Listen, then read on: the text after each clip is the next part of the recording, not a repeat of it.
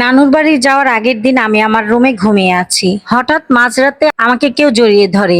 ঘুম ভেঙে দেখি কাউসার হামিদ। উনি আমাকে বললেন, কেন এমন করছো, কেন দূরে দূরে থাকছো, একটুও কি ভালো লাগা হয়নি আমার প্রতি? আমি ওনাকে বলি, ছাড়েন আমাকে, আপনার মুখে দুর্গন্ধ, আমার সহ্য হচ্ছে না। উনি আমাকে ছাড়লেনই না, উনি বললেন, আমি তোমার থেকে একটা বাচ্চা চাই। আমি বারবার বলি, আমাকে ছাড়েন, আমার ভালো লাগছে না। ওনার জড়িয়ে ধরাতে আমি আরো ব্যথা পাচ্ছি গায়ে। আপনার সাথে শারীরিক সম্পর্ক করতে আমার ইচ্ছা হয় না, ছাড়েন আমাকে। তুমি আমার বউ, আমি তোমাকে ছোঁয়ার অধিকার রাখি। আমি একটা বাচ্চা চাই। এবার আমি চিৎকার করে আম্মাকে ভাইয়াকে ডাকা শুরু করি, কান্না করে দিই। বাসার সবাই উঠে যায়। আমি কান্না করে ভাইয়াকে জড়িয়ে ধরে বলি, ভাইয়া আমাকে মেরে ফেলেন, কিন্তু এই লোকের সাথে আমাকে আর রাইখেন না, আমি মরে যাব।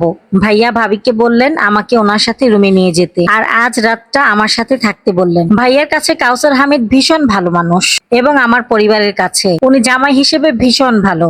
ভাইয়া ওনাকে বললেন, আমরা নেহুকে বুঝাবো, একটু ধৈর্য ধরেন। পরের দিন আমি নানার বাড়ি চলে আসি। নানার বাড়িতে আসার 10 দিন পর আমার ভাবি আসে মেহেদিকে নিয়ে। ভাবি এখানে আসার পর সব ভাবিকে খুলে বলি, আর এটা বলি, ভাবি বিয়ে যখন হয়ে গেছে তখন আর তো কিছু করার নেই। উনি সারাদিন বাহির থেকে এসে অল্প কয়েকটা কথা বলে ঘুমিয়ে যান। আমি যদি কথা বলি নিজে থেকে, তাহলে আমি নাকি বেশি কথা বলি। বাচ্চাদের নিয়ে খেললে এবং ওদের সাথে দুষ্টামি করলে বলে আমার সংসারে মন নেই, আমার কোনো কথার দাম নাই।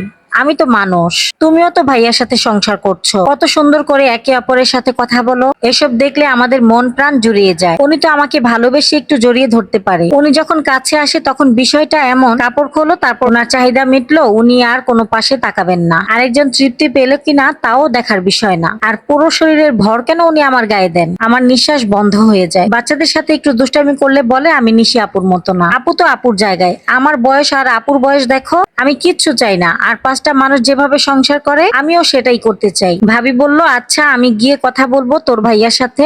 এর মধ্যে হুট করে আমার মামাতো বোনের বিয়ে ঠিক হয়ে গেল। আনন্দ যেন আমাদের আরো পেয়ে বসেছে। বিয়েতে আমাদের ঘরের সবাই আসে, কাউসার হামিদও আসেন বাবুনিকে নিয়ে। ওনাকে দেখে আমি আরো লুকিয়ে লুকিয়ে থাকি। আমার ওনার সামনে যেতেও ইচ্ছা করে না। নাচানাচি আনন্দ করে সবাই যখন ক্লান্ত, ফজরের আগে আগে করে ঘুমিয়ে যাওয়ার জন্য সবাই ঘরে ঢুকতেছি, তখন ভাবি আমাকে ডেকে বলে কাউসার হামিদ ডাকতেছে। ভাবি আমার ব্যাগগুলো বের করে গুছাইতেছে, ওনার নাকি কি ইমার্জেন্সি কাজ পড়েছে, চলে যেতে হবে। আমি বললাম, আমি কেন যাব, ওনাকে যেতে বলো। মা বলল, বিয়েটা গুরুত্বপূর্ণ না, স্বামীটা গুরুত্বপূর্ণ। ভাবি অবশ্য অনেক জোর করে বলেছে যেন বিয়েটা খেয়ে যাই। আমি আসতে চাইনি, আমাকে জোর করে নিয়ে এসেছে। বাবুনি তখন ঘুম, মেহেদিও ঘুম। মেহেদিকে ডেকে তুললো আর বাবুনিকে আমার কোলে দিয়ে গাড়িতে তুলে দিল। উনি গাড়ি চালাচ্ছেন। সকালের রাস্তা অনেক ফ্রি থাকে, যার কারণে 3 ঘন্টায় চলে আসি। আজ অনেক মাস পর ওনার বাসায় আসি। বাবুনি আর মেহেদিকে বিছানায় শুয়ে দিই। উনি আমাকে টানতে টানতে অন্য রুমে নিয়ে যায়। অন্য রুমে নিয়ে গিয়ে দরজা বন্ধ করে দিয়ে বলে, তোমার সমস্যা কি? আমার আবার কি সমস্যা হবে? জামাইয়ের ছোঁয়া ভালো লাগে না, জামাইয়ের সাথে কথা বলতে ভালো লাগে না,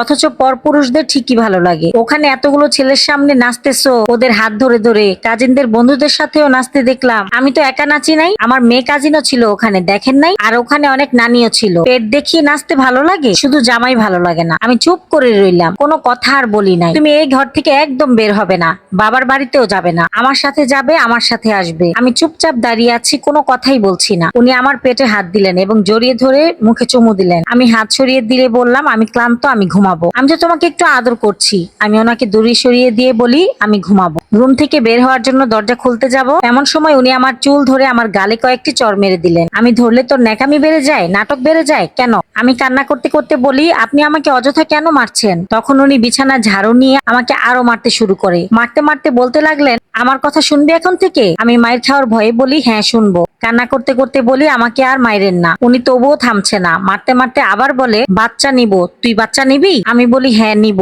আমাকে ছেড়ে দিন।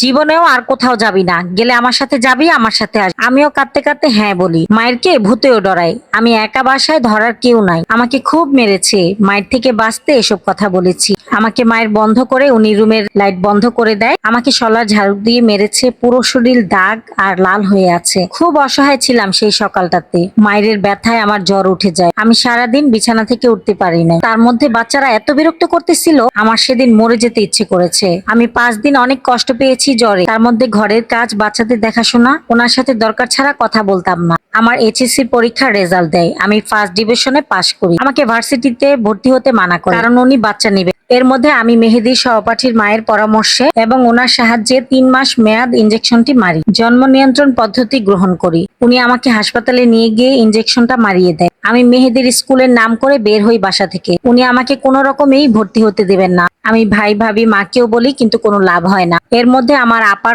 পেনশনের টাকাগুলো পেয়ে যায়। আপা সরকারি চাকরি করতো, তার মৃত্যুর পর তার পেনশন দিয়ে দেওয়া হয়। কাউসার আহমেদ পুরো টাকা মাকে দিয়ে দেয়। উনি 1 টাকাও রাখেন না। আমার মা নিতে চায়নি, কিন্তু জোর করে দিয়ে দেয়। পরে আমার মা ব্যাংকে বাচ্চাদের নামে টাকাগুলো রেখে দেয়। প্রতি পিরিয়ডের ডেটে উনি অপেক্ষায় থাকে এবার কনসেপ্ট হলো কিনা। ইনজেকশন মারার পর থেকে আমার পিরিয়ড অনিয়মিত হয়ে যায়। এভাবে 4 মাস কাটার পর উনি গাইনি ডাক্তারের কাছে আমাকে নিয়ে গেলেন। ডাক্তার আমাকে কিছু টেস্ট, কনসেপ্ট করার ওষুধ লিখে দেয়। আমি বলি টেস্ট করেন না, এখন আগে 1 মাস ওষুধ খেয়ে দেখি। আমি ওষুধ মুখে দিতাম, কিন্তু ফেলে দিতাম, খেতাম না। এর মধ্যে আমার মা মারা যায়। আমি অনেক বেশি ভেঙে পড়ি। বাচ্চার চিন্তা এতদিনে উনি একটু অফ রেখেছেন। মা মারা যাওয়ার পর থেকে এতটাই ভেঙে পড়েছি বলার মতো না। ওখানে 15 দিন থাকার পর উনি আবার বাসায় নিয়ে আসেন।